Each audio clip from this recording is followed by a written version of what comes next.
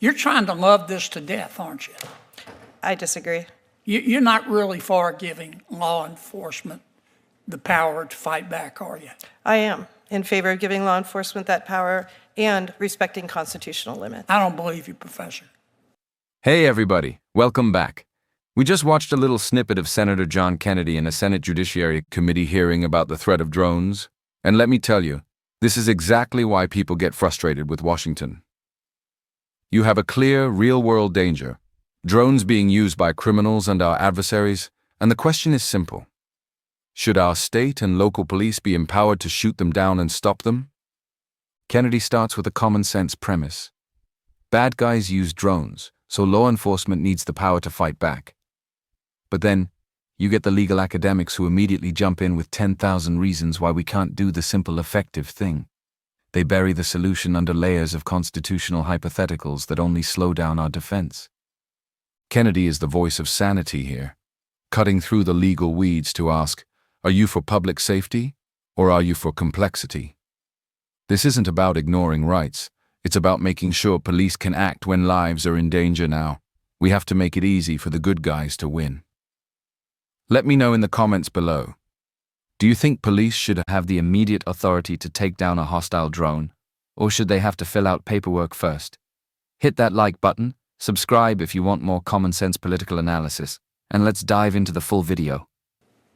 The bad guys are using drones. Does anybody disagree with that? Okay. And the federal government has the authority to fight back, does it not? But nobody disagrees with that statement? Sure, Professor. I would say within limits, yes. Within constitutional limits. Okay. Do any of you disagree with giving state and local law enforcement the authority to fight back? Again, within constitutional limits. Okay. Tell me what your constitutional concerns are, Professor. So I have three primary concerns. The first has to do with the Fourth Amendment and the conditions under which a warrant is required and a general warrant is forbidden by the Fourth Amendment. So in this particular case, it's important. Professor, before you give me one of your lectures, are you saying that we should require state and local law enforcement to get a warrant before they fight back? It depends on the condition. So in an exigent circumstance or something along the border. I'm aware of the exceptions to the warrant requirement. But you, generally speaking, you want to require them to get a warrant. Only for the search of a device or the seizure of property. There are also due process implications of that. Mm-hmm. Okay. You started to mention another one of your objections. First Amendment. First Amendment. Okay. Any others? Yeah, I also have a state rights, a 10th Amendment concern here, which is that states own the airspace adjacent to the land within their state that's not federally owned, and the current federal provisions don't recognize state sovereignty in that way. So you want to give state and local law enforcement the authority to fight back, but you want to list a whole lot of conditions. Is that a fair assessment? Not a whole lot, but some. There needs to be a nexus to the facility. It can't be any drone anywhere in America if you're concerned about a particular facility, but right now it's too broad.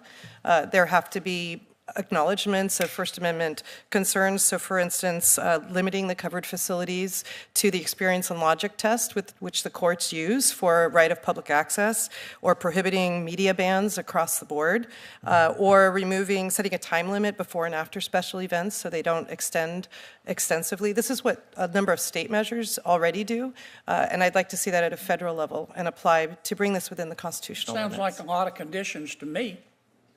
No, not very many. As long as there's probable cause and the conditions are met, then absolutely you can. Have you ever heard of a legislative practice called loving a bill to death? Yes. Okay. And that's when you take a bill and somebody says, I'm really for this bill. But then they add so many amendments, and they screw it up so badly that the bill either becomes ineffective or doesn't pass. Is that a pretty accurate description? Of the term? Yeah. Yes. You're trying to love this to death, aren't you? I disagree. You're not really for giving law enforcement the power to fight back, are you? I am in favor of giving law enforcement that power and respecting constitutional limits. I don't believe you, Professor. Okay? You're not talking to Bambi's baby brother here. Okay? I've read some of your stuff. I think you'd be more intellectually honest if you just come out and say, I'm on the side of the bad guys here. I think we shouldn't give state and local law enforcement the authority to fight back. You're trying to make it as hard as possible, aren't you? We'll have to disagree on that point, Senator. Nah. You know, you ever heard the expression, watch what they do, not what they say? I've watched what you've done. I know what you believe. Well, you're on the FISA court? I'm not on the court. No, I'm an amicus for the Foreign Intelligence Surveillance Court and the Court of Review. Okay.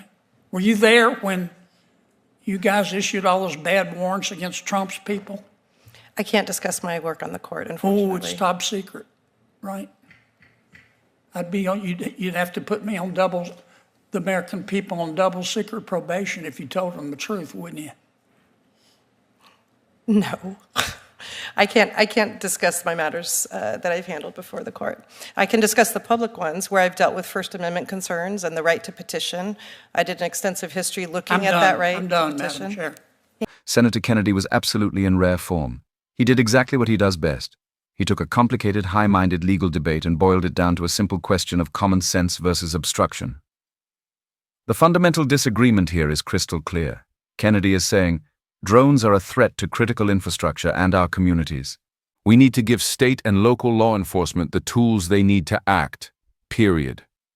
And the professor, bless her heart, immediately throws up the brakes and says, but what about the constitutional limits? Kennedy was right to interrupt her. When she started talking about needing a warrant, the Fourth Amendment concern, before fighting back. You could see his frustration. Think about this logically. A drone is hovering over a crowded stadium or a sensitive facility.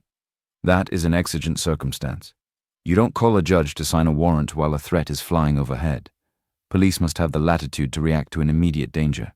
She keeps insisting on limits, but those limits are precisely what slows down effective security. Then she brings up the First Amendment, free speech, and the 10th Amendment, state rights to airspace. It sounds very intellectual, but in reality, she's adding ridiculous hurdles. Are we really worried about the drone being an act of journalism when it could be carrying explosives or reconnaissance gear for a foreign adversary? Kennedy recognized that those concerns are just academic talking points designed to kill the bill. The highlight of the whole exchange, without a doubt, was Kennedy bringing up the legislative tactic, loving a bill to death. That's exactly what the professor's testimony was doing.